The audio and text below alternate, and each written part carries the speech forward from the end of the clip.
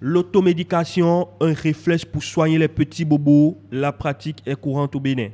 Et d'avant-hier à aujourd'hui, est-ce que vous avez essayé un traitement avant de venir à l'hôpital? Non. Moi, je suis venue vers vous. D'accord. Donc vous n'avez rien pris. Il m'arrive de prendre des médicaments sans prescription médicale, des paracétamol pour les maux de tête et puis des antipaludéens par moment. Quand je prends, je suis soulagé. Un médicament, c'est un poison qui, administré à une dose faible, peut guérir une maladie. Mais sans l'avis du spécialiste, peut avoir des conséquences sur l'organisme. Chaque organisme a sa spécificité. Donc en allant acheter un médicament que peut-être votre organisme ne tolère pas, on peut développer des réactions allergiques qui peuvent atteindre la peau jusqu'à aller à un choc anaphylactique.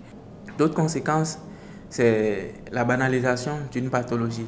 Une maladie que la personne pense que c'est bénin, une maladie simple. Le fait de ne pas faire recours à l'hôpital et d'aller acheter le médicament peut retarder la prise en charge, mais peut tromper le diagnostic et il vient à l'hôpital plus tard où le cas est déjà grave. La pratique de l'automédication fait qu'il y a des maladies qui deviennent de plus en plus récurrentes, telles que l'insuffisance rénale. Je n'aime même pas prendre les médicaments pour le plaisir, parce que ça peut t'attaquer, ça peut te bloquer les reins. Plusieurs causes sont à l'origine de ce phénomène qui est très développé en Afrique et particulièrement au Bénin. Pour venir chez le médecin, il faut de l'argent pour payer la consultation. Et le médecin, très souvent, pour faire son ordonnance, ne tient pas souvent compte de la capacité financière du malade. Donc, il se permet de lui mettre des médicaments qu'il n'a peut-être pas la possibilité d'acheter. Les pharmaciens, soucieux du bien-être de la population, prennent des précautions pour lutter contre l'automédication. Des fois, ils demandent à acheter les médicaments, mais on leur demande qui leur a prescrit ça d'abord. Peut-être ils disent quelquefois des amis ou l'un de leurs proches.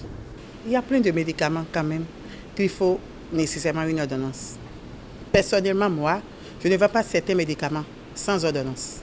Certains ont déjà compris le principe. Vous êtes venu acheter mes médicaments plutôt. Vous êtes venu avec une ordonnance? Oui. Oui, les conséquences, c'est très grave pour notre santé.